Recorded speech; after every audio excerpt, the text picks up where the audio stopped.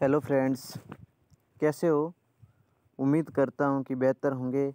और आज आप सबके लिए बहुत अच्छी खबर है, गुड न्यूज़ है। मैं और मेरी टीम आज से आपके लिए थर्ड ग्रेड शिक्षक भर्ती परीक्षा के लिए वन लाइनर सीरीज स्टार्ट कर रहे हैं। यह आपके लिए बहुत ही महत्वपूर्ण साबित होगी। इसमें महत्वपूर्ण तथ्य हैं, साथ में ही उस टॉपिक के बारे में जानकारी है। आज समय कम होने के बावजूद मैंने कोशिश की है कि एक टॉपिक है उसको उठाया जाए और उसका 50% मैटर आज कराएंगे और 50 मैटर नेक्स्ट क्लास में अपलोड कर दिया जाएगा। मैं और मेरी टीम तृतीय श्रेणी अध्यापक के लिए सामाजिक विषय जिसका सब्जेक्ट सामाजिक है उन सब के लिए आज से वन लाइनर स्टार्ट की हैं, जिसकी समय समय पर संपूर्ण कोर्स की पीडीएफ डाल दी जाएगी और इसके साथ संपूर्ण कोर्स आपको यूट्यूब पर करा दिया जाएगा। मैं आपको 2 क्लास लूँगा, जिसमें भारतीय अर्थव्यवस्था और विश्व और राजस्थान का भूगोल। यही है आपके तृतीय श्रेणी अध्यापक में, राजस्थान का भूगोल और विश्व का भूगोल और भारतीय अर्थव्यवस्था। इन 3 क्लासों को मैं और 3 क्लासों को मेरी टीम है जो आपको समय समय पर कराने की कोशिश करेंगे। और ये वन लाइनर है जो आपके परीक्षा के लिए बहुत ही महत्वपूर्ण होंगे और इतना वादा करता हूँ कि 90% क्वेश्चन इसी वन लाइनर से आएंगे। अभी तक किसी भी प्रकार की मार्केट में सामाजिक की वन लाइनर नहीं आई है, इसीलिए यह आपके लिए बहुत ही महत्वपूर्ण साबित होगी। आइए दोस्तों, ज़्यादा समय वेस्ट न करते हुए अपने टॉपिक पर चलते हैं और टॉपिक का नाम है भारतीय अर्थव्यवस्था। भारतीय अर्थव्यवस्था वन लाइनर। भारतीय अर्थव्यवस्था वन लाइनर है यह टॉपिक। पहला टॉपिक को उठा रहे हैं आज हम टॉपिक ए को उठा रहे हैं, अर्थव्यवस्था के क्षेत्र। किसको? अर्थव्यवस्था के क्षेत्र के टॉपिक दे रखा है और इस टॉपिक को उठा रहे अर्थव्यवस्था के क्षेत्र। भारतीय अर्थव्यवस्था का प्रमुख घटक क्या है? यह सीधा सा आएगा एग्जाम में कि भारतीय अर्थव्यवस्था का प्रमुख घटक, तो आपका उत्तर आएगा कृषि। भारतीय अर्थव्यवस्था का प्रमुख घटक है कृषि। वर्तमान में कृषि का योगदान 17% है। भारतीय अर्थव्यवस्था का प्रमुख घटक तो कृषि है। वर्तमान में कृषि का योगदान 17% है, लेकिन स्वतंत्रता के समय यह प्रतिशत कितना था? 50% था। देश की 55% से भी अधिक आबादी, यानी पूरा भारत का बोल रहा है कि देश की या भारत की 55% से अधिक आबादी कृषि पर निर्भर है। टॉपिक यही है अर्थव्यवस्था के क्षेत्र, और इसमें यही प्रकार से सवाल पूछे जाएंगे और यहाँ से 2 या 3 सवाल आने के लायक है, क्योंकि यहाँ पर आपको इंडेक्स आएगी, यहाँ पर फसलों का भारत में कौन सा स्थान है वो आएगा, और यहाँ पर कम से कम 5 या 6 योजनाएं आएगी और 2 या 3 ऐसे सवाल होंगे जो फुल फॉर्म का आएगा। इसलिए यह इम्पोर्टेंट है। यह मत समझना कि यहाँ से 2 या 3 सवाल बनने की पूरे चांस है। यह भी इम्पोर्टेंट है, इसको लगा देना इम्पोर्टेंट। 12वीं पंचवर्षीय योजना में 4% कृषि क्षेत्र का औसत विकास दर रखी गई थी। इस प्रकार से सवाल पूछा जाएगा कि 12वीं पंचवर्षीय योजना में कृषि क्षेत्र का औसत विकास दर रखी गई थी 4%, 5%, 6%, 7%। तो उसका राइट आंसर होगा 4%। 12वीं पंचवर्षीय योजना में 4% कृषि क्षेत्र का औसत विकास दर रखी गई। औद्योगिक विकास के लिए कच्चा माल कृषि से प्राप्त होता है। औद्योगिक विकास के लिए कच्चा माल किससे प्राप्त होता है? तो कृषि से प्राप्त होता है। भारतीय कृषि को मानसून का जुआ कहते हैं। कई एग्जाम में पूछा जा चुका है, आपके तृतीय श्रेणी अध्यापक में भी ये पूछे जाने की संभावना है। भारतीय कृषि को मानसून का क्या बोलते हैं? जुआ बोलते हैं। और भारत में औसत कृषि जोत का आकार कितना है? तो 1.15 हेक्टेयर 1.15 हेक्टेयर हैं। भारत में बिचौलियों के अंत की शुरुआत 1948 में मद्रास में हुई। कहाँ पर हुई? मद्रास में हुई। भारत में बिचौलियों के अंत की शुरुआत 1948 में मद्रास में हुई। अर्थव्यवस्था के छत्रक या भारतीय अर्थव्यवस्था वन लाइनर है। अर्थव्यवस्था के छत्रक, मेरा हमेशा से यही विश्वास रहा है और मैं हमेशा यही कोशिश करता हूँ कि एक स्लाइड को 3 या 4 बार बोलूँ ताकि बोलने से अगले व्यक्ति को समझ में आ जाए और उसको संपूर्ण जानकारी एक ही क्लास में याद हो जाए। और ये प्रकृति का नियम है कि एक बार पढ़ने से कभी भी याद नहीं होता है, आपको उसको बार बार दोहराना पड़ता है। इसलिए मेरा उद्देश्य हमेशा यही होता है कि मैं 2-3 बार उन शब्दों को बोलता हूँ ताकि ये सभी मेरे भाई और बहनों को इससे फ़ायदा हो सके। भारतीय अर्थव्यवस्था का प्रमुख घटक पूछे तो कृषि था। भारतीय अर्थव्यवस्था का प्रमुख घटक क्या था? कृषि था। वर्तमान में कृषि का योगदान 17% है, लेकिन स्वतंत्रता के समय ये 50% 50% था। देश की 55% आबादी कृषि पर निर्भर है और 12वीं पंचवर्षीय योजना में 4% विकास क्षेत्र का औसत विकास दर रखी गई थी। औद्योगिक विकास के लिए कच्चा माल कृषि से प्राप्त होता है। भारतीय कृषि को मानसून का जुआ कहते हैं। भारत में औसत कृषि जोत का आकार 1.15 यानी 1.15 हेक्टेयर है। पॉइंट के बाद में हमेशा 1 अक्षर करके आपको बोलना है। भारत में औसत कृषि जोत का आकार 1.15 हेक्टेयर है और भारत में बिचौलियों के अंत की शुरुआत 1948 में और कहाँ होती है? तो मद्रास में होती है। कहाँ होती है? मद्रास में होती है। चलते दोस्तों अगले पेज पर। हरित क्रांति, कौन सी क्रांति? हरित क्रांति 1960 में। हरित क्रांति 1960 में खाद्यान्न संकट की समस्या के समाधान हेतु 1966 में है। 1966 में मैक्सिको से लाए अधिक उपज के गेहूं की फसल। पूछ सकता है आपसे कि हरित क्रांति का संबंध किससे है? तो खाद्यान्न संकट के समस्या के समाधान हेतु भारत में लाई गई मैक्सिको से अच्छे किस्म के गेहूं को भारत में लाया गया था।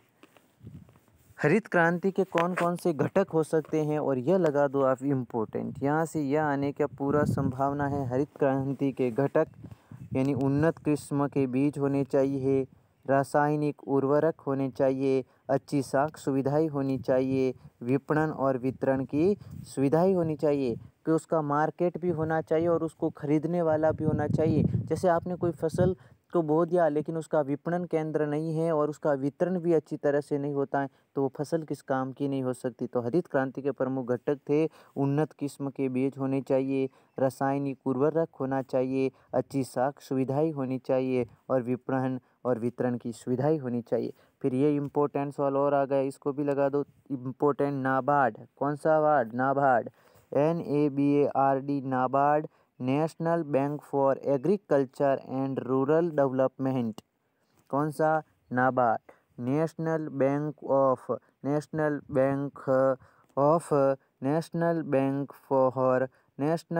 For agriculture and rural development.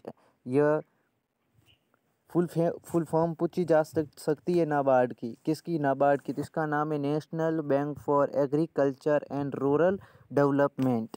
राष्ट्रीय कृषि और ग्रामीण विकास बैंक, इसकी स्थापना होती है 12 जुलाई 1982 शिवरमन समिति की सिफारिश पर। ये तो पूरा पैराग्राफ यहाँ से लगाकर यहाँ पर तक का पूरा इम्पोर्टेंट है। NABARD national bank of agriculture and rural development, राष्ट्रीय कृषि और विकास और ग्रामीण विकास बैंक, स्थापना होती है 12 जुलाई 1982 शिवरमन समिति की सिफारिश पर और मुख्यालय है मुंबई में। मुख्यालय कहाँ पर है? मुंबई में। APP, इसका पूरा नाम होता है agriculture price policy. Agriculture price policy यानी कृषि मूल्य सूचकांक। कृषि मूल्य सूचकांक, इस प्रकार से आप इनको भी देख सकते हो। फिर आता देख नाबार्ड, आपका पूरा कंप्लीट होना चाहिए। नाबार्ड से सवाल इम्पोर्टेंट बनता है, नाबार्ड से सवाल पक्का आएगा। नाबार्ड एक बार मैं वापस बता देता हूँ। NABARD national bank of agriculture and rural development राष्ट्रीय कृषि और ग्रामीण विकास बैंक स्थापना होती है 12 जुलाई 1982 को शिवरमन समिति की सिफारिश पर और इसका मुख्यालय है मुंबई में। राष्ट्रीय कृषि और ग्रामीण विकास बैंक स्थापना होती है 12 जुलाई 1982 शिवरमन समिति की सिफारिश पर और इसका मुख्यालय कहाँ पर है? मुंबई में। इसका मुख्यालय कहाँ पर है? मुंबई में। फिर आता है एपीपी। कौन सा? एपीपी की फुल फॉर्म है एग्रीकल्चर प्राइस पॉलिसी, जिसको हिंदी में बोलते हैं कृषि कीमत नीति। कौन सी? कृषि कीमत नीति। एमएसपी का मतलब होता है minimum support price. Minimum support price यानी मिनिमम सपोर्ट प्राइस यानी एपीपी का मतलब तो हो गया एग्रीकल्चर प्राइस पॉलिसी, मतलब कृषि कीमत नीति।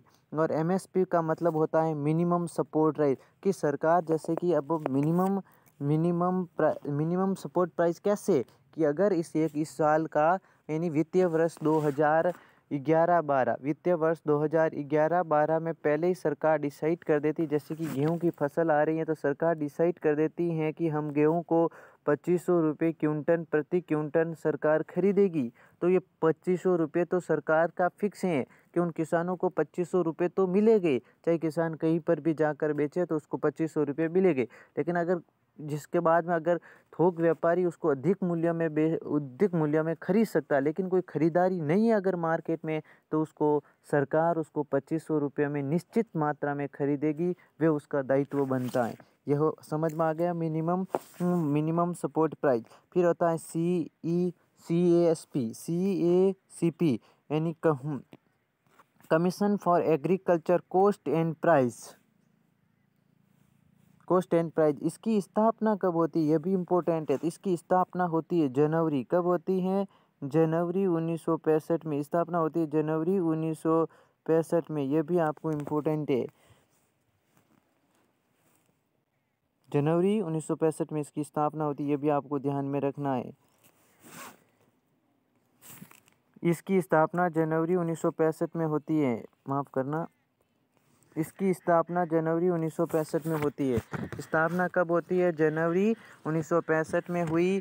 और एमएसपी वह न्यूनतम मूल्य होता है, यह आ गया। अभी मैंने आपको बताया था, इसकी पूरी व्याख्या यहाँ पर आ गई। एमएसपी वह न्यूनतम मूल्य होता है जिस पर सरकार किसानों द्वारा बेचे जाने वाले ये कृषि मूल्यों को क्रय करती है। इसकी स्थापना जनवरी 1965 में होती है। एमएसपी वह न्यूनतम मूल्य होता है जिस पर सरकार किसानों द्वारा बेचे जाने वाले कृषि मूल्यों को क्रय करती है। और वर्तमान में 23 वस्तुओं पर एमएसपी लागू है। लागू है। ये नीली क्रांति, फिर ऐसी प्रमुख क्रांतियाँ और उनका संबंध किस उत्पादन से रहा, और इस पूरा पैराग्राफ से यह पैराग्राफ आपको अपनी कॉपी में नोट डाउन कर देना है। और यहाँ से एक सवाल आने का चांस बनता है, भी बता देता हूँ, ताकि मैं फिर बाद में मेरे ग्रुप में स्टेटस डाल सकता हूँ कि यहाँ से देखो दोस्तों सवाल आया। क्योंकि जब पढ़ना बहुत ज़रूरी होता है, पढ़ने के लिए तो बहुत कुछ पढ़ते हैं, लेकिन छोड़ना क्या होता है, यह सबसे इम्पोर्टेंट होता है। इस टॉपिक में आपको कौन सी चीज़ छोड़नी है और कौन सी चीज़ पढ़नी है। और यहाँ से तो 95% हर एक प्रतियोगी परीक्षा में सवाल आता है। और फिर पूरा टॉपिक पढ़ने से अच्छा है कि ये 10-15 लाइनें याद कर दी जाए, और इसमें कन्फ्यूज़ होता है। नीली क्रांति, कौन सी क्रांति? नीली क्रांति मत्स्य पालन, यानी मत्स्य मतलब मछली पालन। मछली का कलर कैसा होता है? अरे ब्लू मछली, नीली नीली मछली, इस प्रकार से याद कर सकते हो। नीली क्रांति मत्स्य पालन। हरित क्रांति, हरा क्या? हरित क्रांति अभी मैंने पीछे बताया 1967 में मैक्सिको से अच्छी किस्म के गेहूँ लेकर आए। तो गेहूँ यानी खाद्यान्न उत्पादन, खाद्यान्न संकट था, फिर भारत में हरित क्रांति की शुरुआत होती है और खाद्यान्न संकट के उत्पादन को बढ़ाने के लिए। फिर श्वेत क्रांति, दूध उत्पादन, वर्गीस कुरियन। इसका अगर आपको इसके संस्थापक, अगर इसका फाउंडर, अगर इसका जनक पूछे तो वर्गीस कुरियन। श्वेत क्रांति, दूध उत्पादन, वर्गीस कुरियन। फिर है लाल क्रांति में आपको एक तो लाल टमाटर और लाल क्या होता है? मांस होता है। तो लाल क्रांति में टमाटर उत्पादन, इसके साथ में आपको प्लस लगाकर मांस उत्पादन भी कर देना। ये टाइपिंग में नहीं लिखा गया है, तो आप इसके PDF में जब इसके नोट निकालते हो तब उसके पास आगे प्लस करके मांस उत्पादन भी लिख लेना है।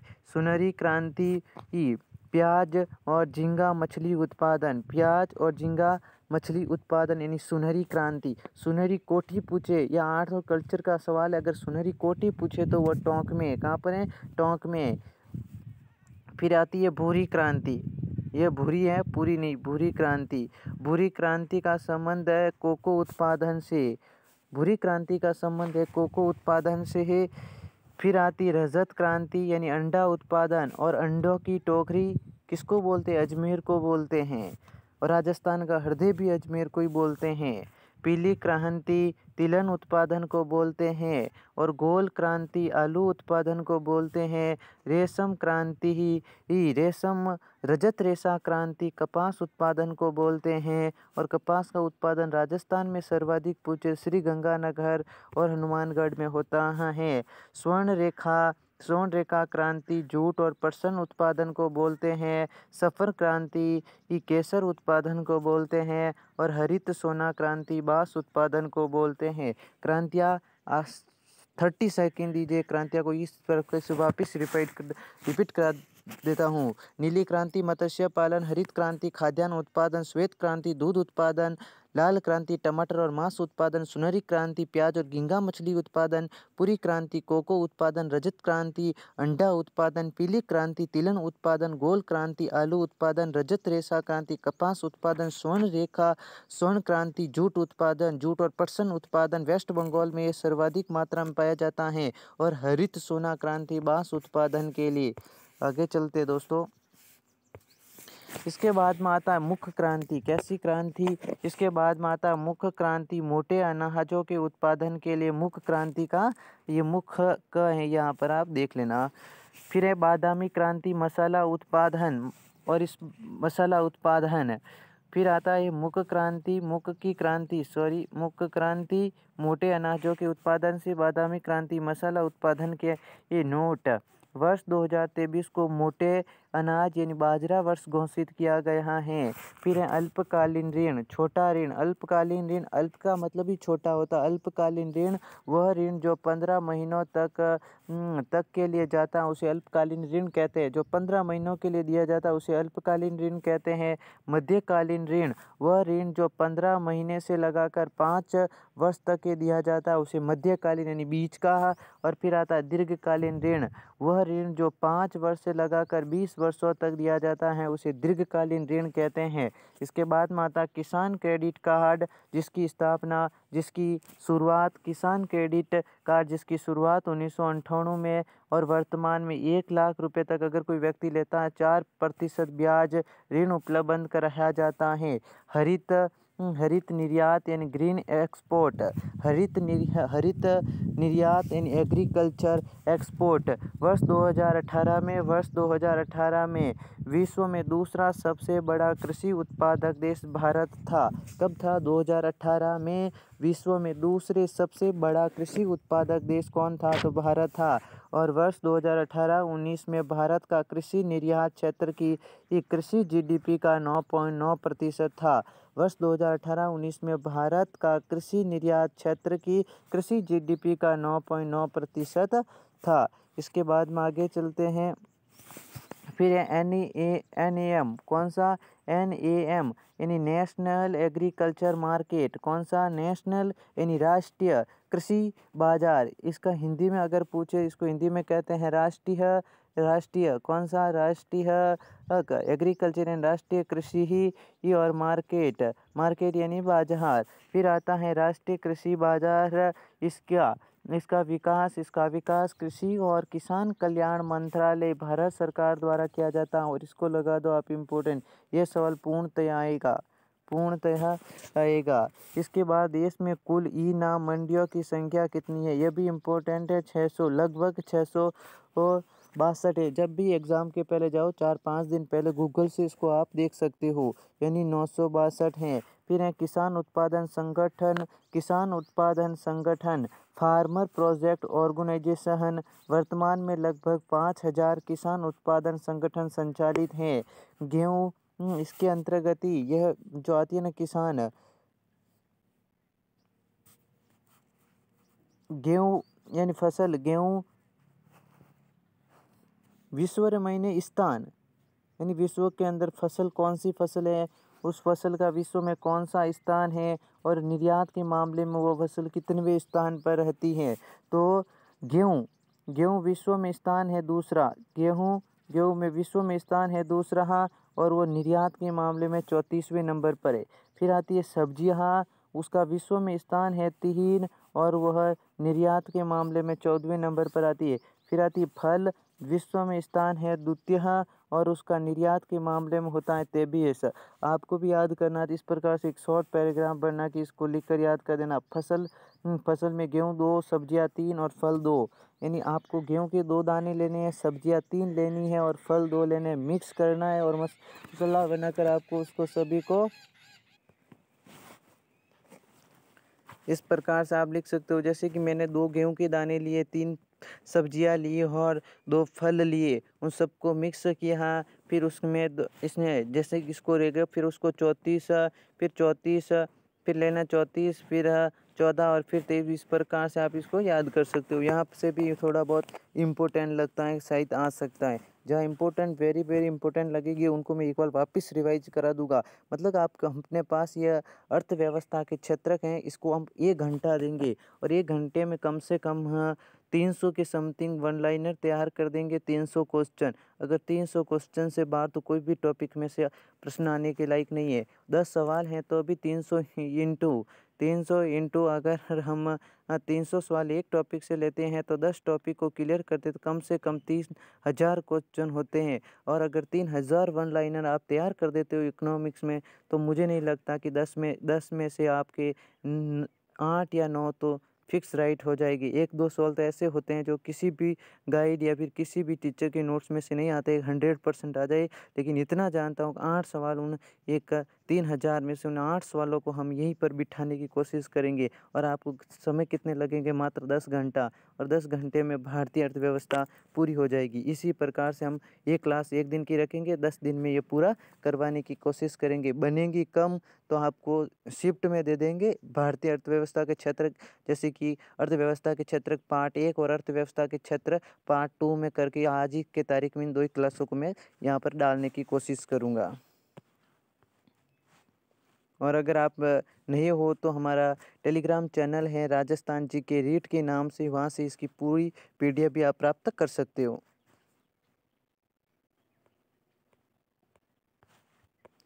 अभी हम देखते हैं प्रधानमंत्री फसल बीमा योजना। अभी तक के 7-8 एग्ज़ाम में ये पूछी जा चुकी है। क्या पता आपका वो 9वां एग्ज़ाम इस योजना को पूछ दे। प्रधानमंत्री फसल बीमा योजना 13 जनवरी 2016 को इसकी शुरुआत होती है।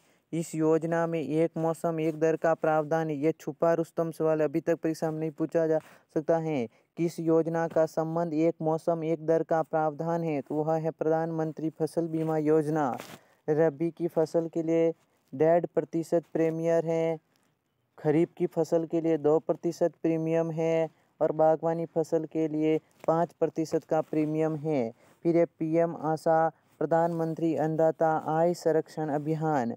इसके बाद प्रधानमंत्री फसल बीमा योजना 13 जनवरी 2016 को इसकी शुरुआत होती है। इस योजना में एक मौसम एक दर का प्रावधान है। रबी की फसल के लिए 2% प्रावधान, रबी की फसल के लिए 1.5% प्रावधान है और खरीफ की फसल के लिए 2% प्रीमियम है और बागवानी फसल के लिए 5% प्रीमियम है। फिर आती है PM आशा प्रधानमंत्री अन्नदाता आय संरक्षण अभियान। प्रधानमंत्री कृषि सिंचाई योजना। प्रधानमंत्री कृषि सिंचाई योजना 2 जुलाई 2015 से शुरू। मृदा स्वास्थ्य कार्ड, ये भी वेरी इंपॉर्टेंट है। ये तो मृदा स्वास्थ्य कार्ड योजना, मृदा स्वास्थ्य कार्ड योजना 19 फरवरी 2015 से राजस्थान के सूरतगढ़ श्री गंगानगर से शुरू हुई। और इसको शुरू किया भारतीय प्रधानमंत्री नरेंद्र मोदी ने। प्रधानमंत्री कृषि सिंचाई योजना 2 जुलाई 2015 से शुरू हुई, लेकिन मृदा स्वास्थ्य कार्ड योजना पूछे तो 19 फरवरी 2015 से राजस्थान के सूरतगढ़ श्री गंगानगर डिस्ट्रिक्ट से प्रधानमंत्री नरेंद्र मोदी द्वारा। चलते दोस्तों आगे। यह था हमारा अर्थव्यवस्था के क्षेत्र पार्ट 1, और बहुत जल्दी आज ही शाम तक पार्ट 2 भी अपलोड कर देंगे। इस प्रकार से हम पढ़ते चलेंगे। 10 दिन लगते हैं, लेकिन कोई काम आ जाता है बीच में से, तो आप 15 दिन तक इस भारतीय अर्थव्यवस्था का वन लाइनर को कंप्लीट कर देंगे। उसके बाद में और अगले 15 दिन में भारतीय और राजस्थान भूगोल राजस्थान और विश्व भूगोल के भी वन लाइनर को हम उसमें घंटा या 2-2 घंटा की क्लास लगा के उनको कंप्लीट कर देंगे। और ये हमारा टारगेट होगा दिसंबर लास्ट तक हम संपूर्ण कोर्स कराने की पूरी कोशिश करेंगे। और इसकी आपको संपूर्ण PDF चाहिए तो हमारा एक चैनल है, ये टेलीग्राम पर राजस्थान लिखना, इसके बाद में GK लिखना, और इस प्रकार से आपको रीड के नाम से टेलीग्राम चैनल है, वहाँ पर आपकी इसकी संपूर्ण PDF प्राप्त हो जाएगी। इसी प्रकार से इस चैनल पर बने रहिए, और सेशन अच्छा लगता है तो अपने दोस्तों को शेयर कीजिए। नेक्स्ट क्लास में और मिलते हैं दोस्तों। जय हिंद, जय भारत।